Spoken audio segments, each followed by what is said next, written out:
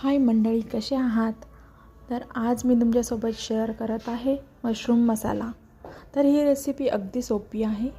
इथे आपण काही मशरूम घेतलेले आहेत, ते मस्त स्वच्छ करून घ्यायचे आहेत, जेणेकरून त्याची काही लागलेली माती वगैरे सगळं क्लीन होऊन जाईल.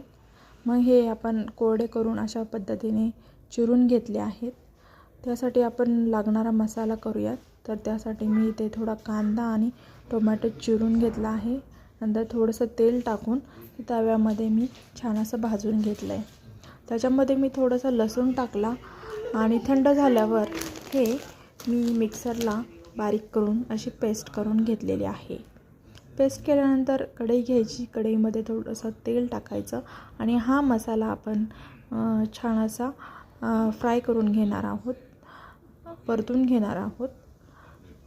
असा मस्तपैकी हलवून परतून घ्यायचा आहे आपल्याला छान मसाला.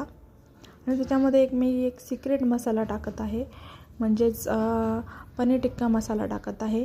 याने काय होतं, आपल्या भाजीला छान अशी मीन्स रेस्टॉरंट स्टाईल अशी टेस्ट येते.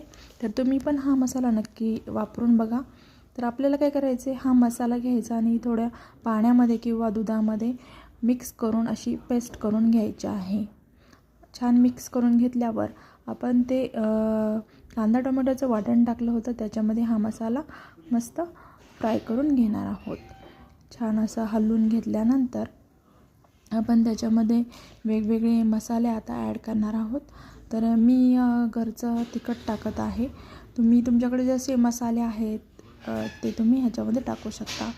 ह्याच्यामध्ये मी टाकलं आहे काळं तिखट, अजून धनापूड, थोडासा पनीर मसाला आपण ऑलरेडी ॲड केलेला आहेच, आणि तुमच्या चवीनुसार मीठ टाकून हे तुम्ही मस्त असं परतून घ्या. आणि कलर येण्यासाठी मी इथं काश्मीरी लाल मिरची पावडर यूज केलेली आहे.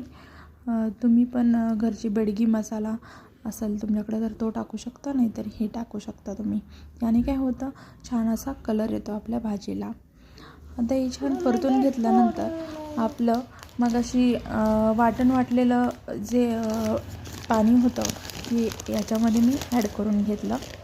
नंतर मग आपण कट करून घेतलेले मशरूम मी ह्याच्यामध्ये टाकले. तसा मशरूम शिजवण्यासाठी जास्त टाईम लागत नाही. हार्डली 15 मिनटात आपले मशरूमची भाजी रेडी होते.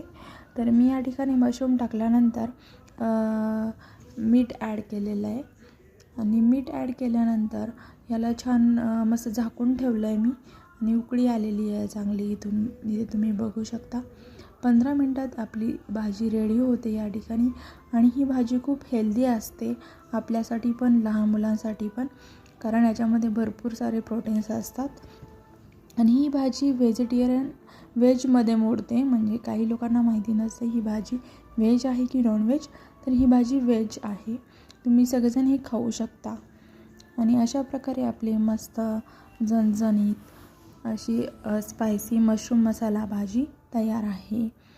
तुम्हाला ही रेसिपी आवडली असेल तर माझ्या चॅनलला सबस्क्राईब करा, शेअर करा, आणि पुन्हा बघूयात नवनवीन रेसिपी.